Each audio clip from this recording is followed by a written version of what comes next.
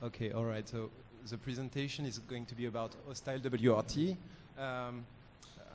It's going to be in English. Well, we are running a little bit late on the schedule, but we are going to try to make it to stand the 30 minutes that we have right now in order to catch up.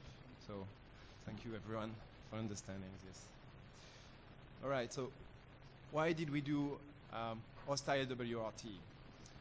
The goal of it is mainly to use the WRT platform, typically this original, that became this phone-based system to do wireless security audits.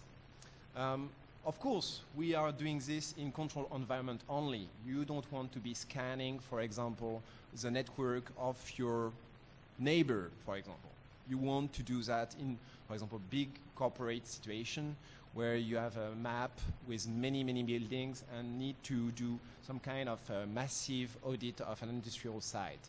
So that's the goal of HostileWRT. And to do this, well, usually it's when you have a big number of APs, of access points, that you actually need to map and then need to see if they are resilient toward attacks.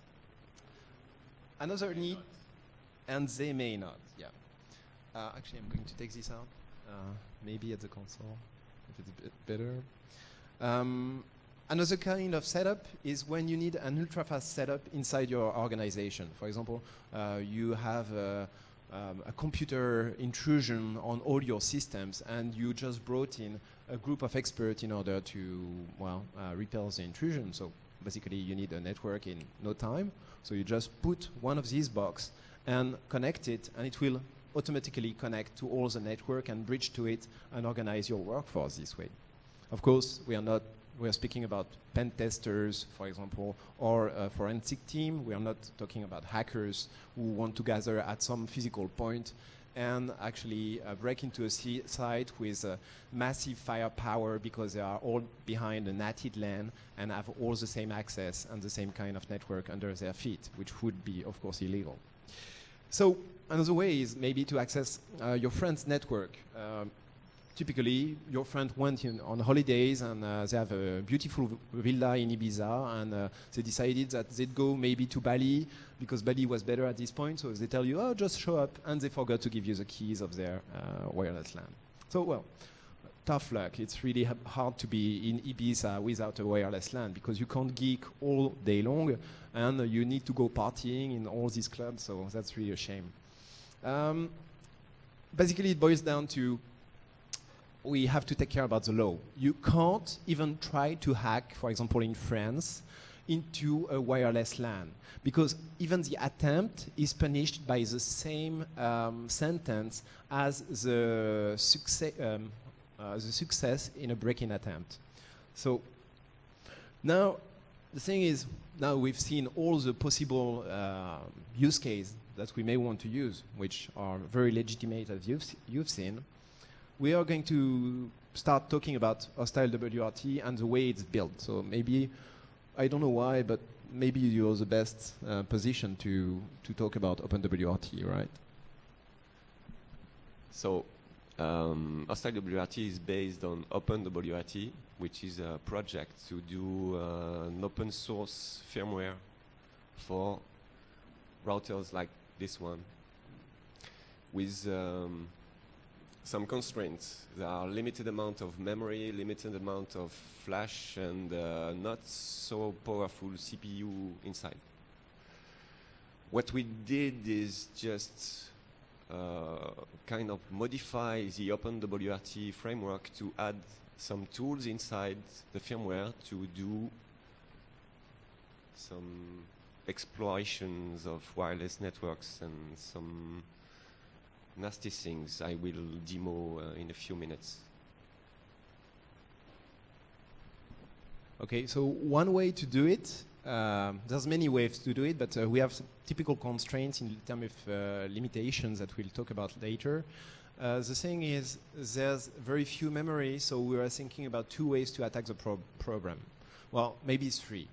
There's one obvious is, oh, let's do a new tool and code it entirely in C, and then spend endless time debugging it, and then, oh my gosh, my routine needs a lib that cannot be installed because it's too big, for example, OpenSSL, and if you need to add other package, OpenSSL is already taking a lot of space that you would need for other things. So that was the C approach. Another approach would be to use very elite C with Lua lookups, but actually the easiest we found was a third approach, which is really lame, but at the same time is very efficient because we got to this product to work in very few time. It's script, shell script. So basically we package aircrack ng into the OpenWRT platform with the recent changes. Mostly you can get them from the repository.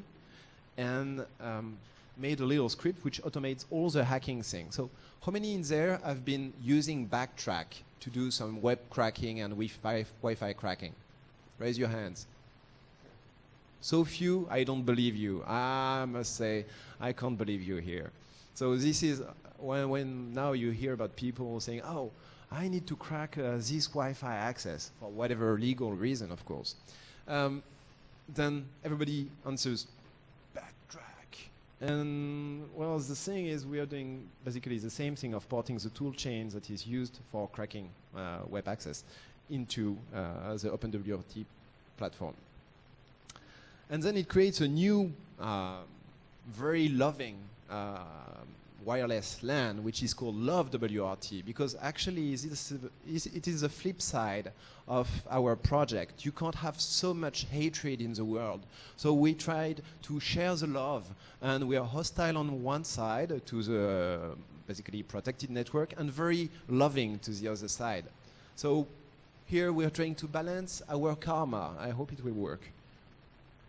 And then let's speak about some great piece of hardware. So this is a box that is sold by Phone. You know Phone, the hotspot provider.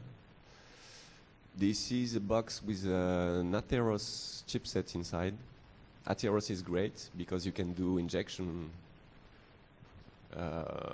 really efficiently. There is some USB ports outside, so you can connect remote USB storage. And there is 30 megabytes of flash inside, so you can put lots of programs and they can run concurrently really good. And there is some space available to put some tools inside, like HackerNG or MacChanger. Really interesting tools. Any, I don't know. How many it's able to inject packets at 150 packets per second, which is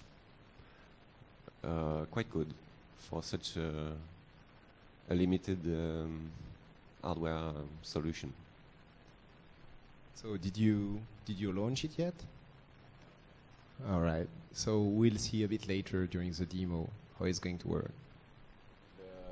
The firmware was modified, so when you insert an USB stick on the rear, it will automatically launch a script on it and start doing stuff. I will show you.